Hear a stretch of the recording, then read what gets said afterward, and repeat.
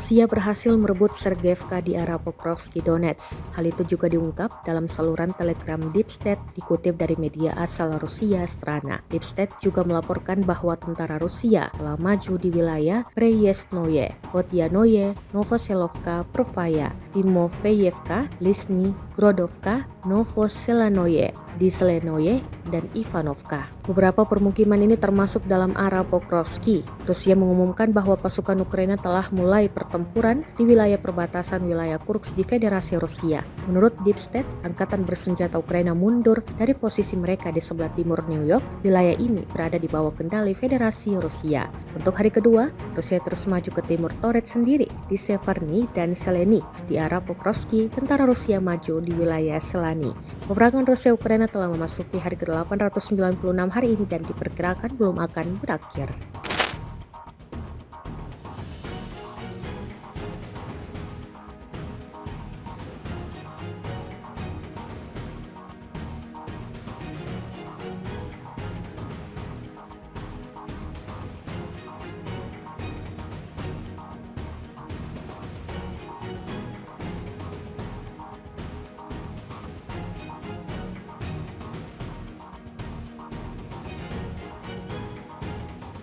Download Tribun X sekarang, menghadirkan lokal menjadi Indonesia.